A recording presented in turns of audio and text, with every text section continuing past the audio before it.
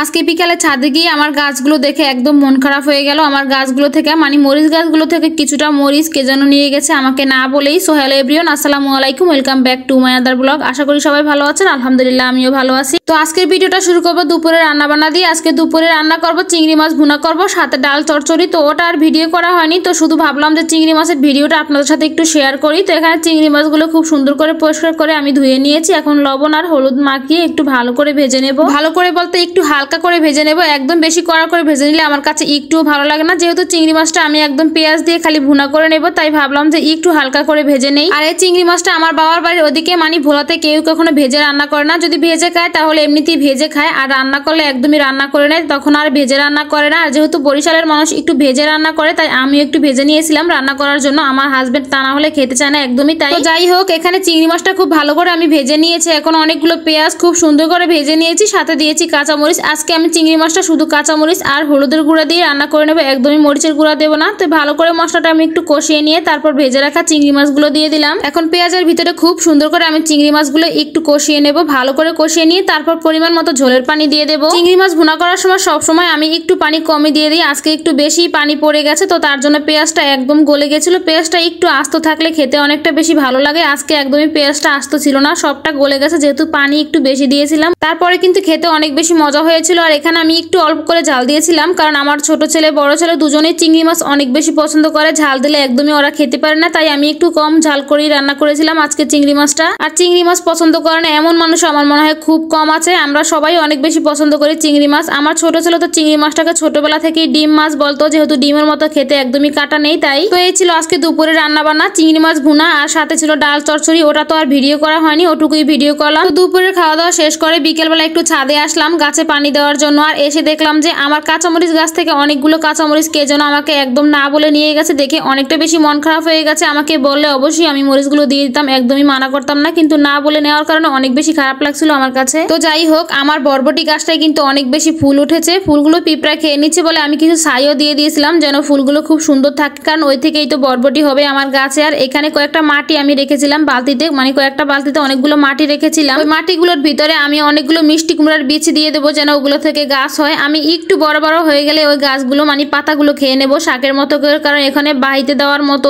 কোনো জায়গায় নেই যে গাছগুলো অনেক বড় হতে দেবো। তাই ভাবলাম যে যখন শাক হয়ে যাবে আমি শাকগুলো কেটে খেয়ে নেব ভাবছি। আর নিজেই হাসতেছি যে গাছগুলো এখনো ওঠেইনি, সবে মাত্র আমি বিচিগুলো দিয়েছি, এখনই ভাবতেছি যে হবে আমি খেয়ে নেব, সেটাই ভাবতেছিলাম। তো জানি না হয় কি না, কারণ জায়গা খুব কম যেহেতু। আসলে নিজের হাতে লাগানো সবজি বা ফল যে কোনো জিনিসই খাওয়ার টেস্টই থাকে আলাদা। তো আজকের মতো এ পর্যন্তই। সবাই ভালো থাকবেন, সুস্থ থাকবেন, আল্লাহ হাফেজ।